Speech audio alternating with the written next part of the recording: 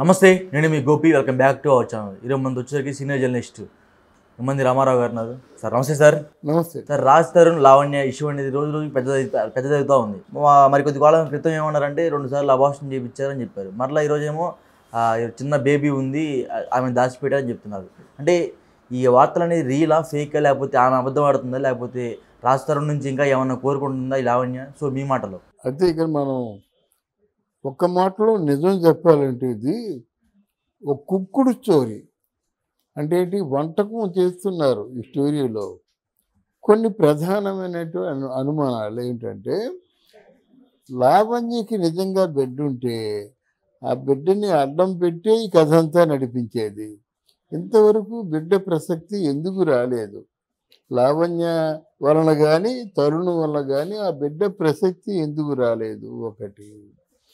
తర్వాత వీరిద్దరూ ఏదో సహజీవనం చేశారు, నీకు నాకు కుదరదు అనుకొని వెళ్ళిపోయినారు. వెళ్ళిపోయిన తర్వాత ఇక్కడ ఏంటంటే ఒక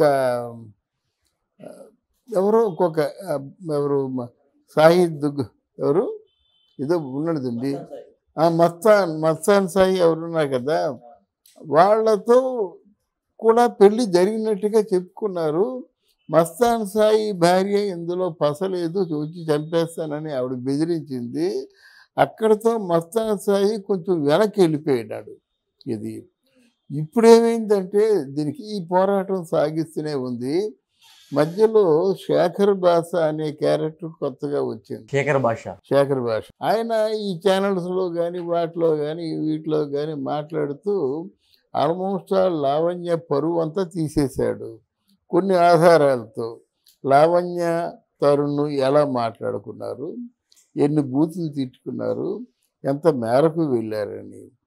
ఇక రాజ్ తరుణ్ చెప్పేది ఏంటంటే, ఆ డ్రగ్స్ అంతా ఆవిడ వాడుకునేదండి, ఆవిడ ఫ్రెండ్స్ని తీసుకొచ్చేది, వాళ్ళు తాగేవారు, ఇద్దరి మధ్య కొట్లాట అయ్యేది. ఒక్కొక్కసారి చాలా దూరం వెళ్ళిపోయేది ఆ అమ్మాయి. వాళ్ళ ఫ్రెండ్స్ ముందే నన్ను ఎన్నోసార్లు అవమానం చేస్తుంటే నేను ఏదైనా సెలబ్రిటీని కదా, నా ముఖం ఎలా చూపించగలను?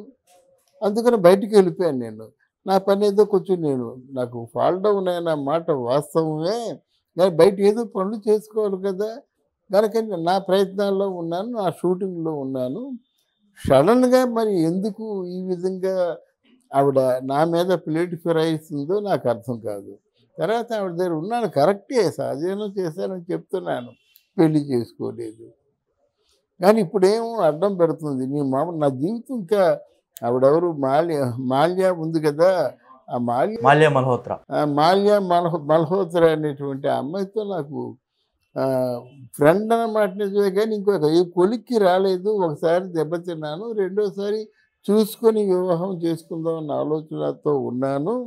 అది మాల్యా మల్హోత్రా కాకుండా చూస్తాను, నా మనసుకు నచ్చిన. ప్రస్తుతానికి ఏంటంటే షాకులో ఉన్నానని ఆయన నిష్పక్షపాతంగా చెప్తున్నాడు.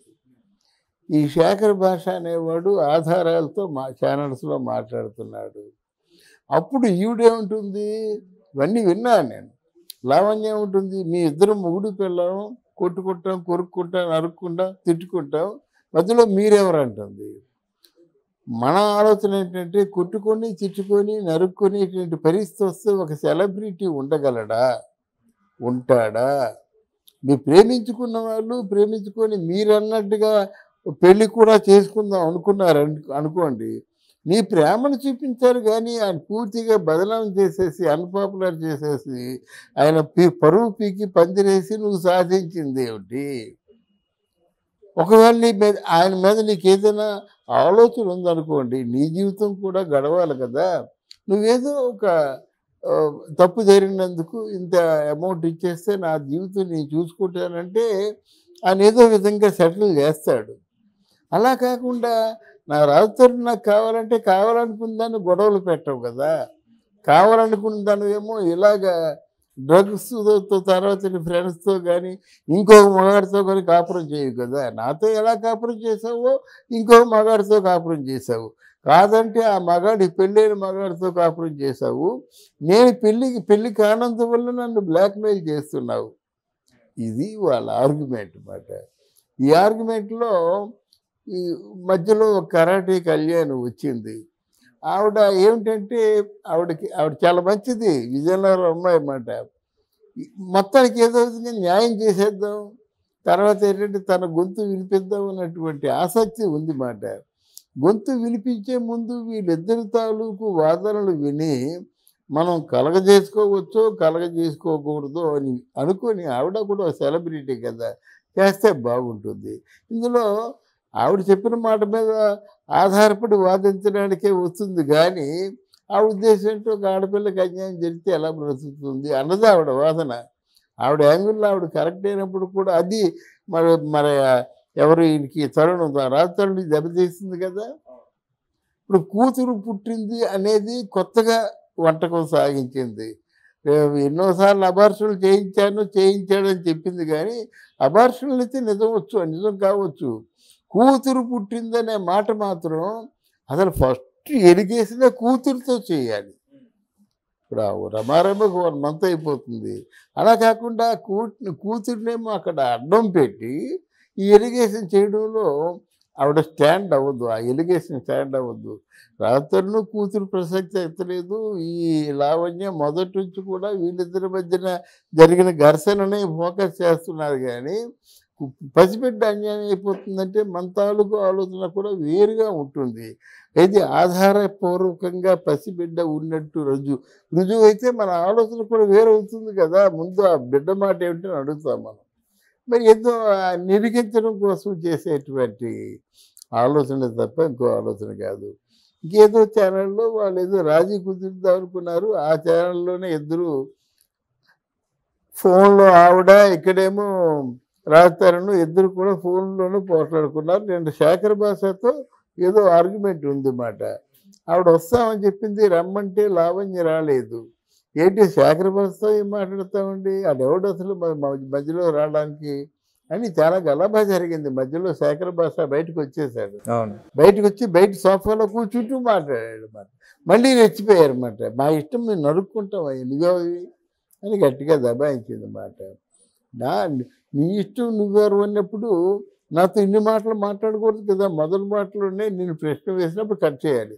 చాలా తెలివైనటువంటి ఆర్గ్యుమెంట్ జరిగింది మాట. ఇప్పుడు ఏంటంటే ఏం కోరుకుంటున్నావమ్మా, నువ్వేమైనా డబ్బులు కోరుకుంటున్నావా, లేదా ఆయన వచ్చి క్షమాపణ చెప్పడం కోరుకుంటున్నావా అనేసరికి ఆయన ఎందుకు వచ్చి క్షమాపణ చెప్తాడు, నువ్వే క్షమాపణ చెప్పాలి అని శేఖర్ భాష అడిగాడు. అంటే క్షమాపణ చెప్తాను నేను, నా దగ్గర రావాలి. ఐ వాంట్ రాజు లేకపోతే నేను బ్రతకను. ఇంత సీరియస్గా డిస్కషన్ జరుగుతున్నప్పుడు ఈ మధ్యలో కూతురు వచ్చింది. వీళ్ళ మాటలు ఎలా నమ్మాలండి? వాడు ఏదో స్టోరీ అల్లుతున్నాడు, ఈ అమ్మాయి కూడా ఏదో స్టోరీ అల్లుతుంది అన్నమాట. అందువల్ల ఏదో ఒక విధంగా వాళ్ళు ఈ సమస్యని ఇక్కడ తేల్చుకోవాల్సింది కాదు. వీళ్ళు పోలీస్ స్టేషన్కి వెళ్తే వాళ్ళు కోర్టుకి అప్పీల్ చేస్తే కోర్టులో తేల్చుకోవాల్సిందే కానీ ఇక్కడ తేల్చుకోవాల్సింది కాదు. ఇంత ఏం జరుగుతుందంటే ఏదో నా 2-3 సినిమాలకి వచ్చినట్టు ఉన్నాయి.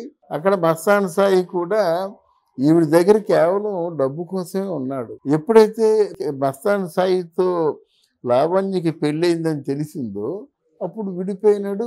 భార్య చేత కూడా పెద్ద కౌంటర్ ఇప్పించాడు అన్నమాట. ఇప్పుడు ఎంటా చెడ్డ రేవడైపోయింది లావణ్య. అసలు మస్తాన్ అనేవాడు రాడు ఆవిడ జీవితంలోకి.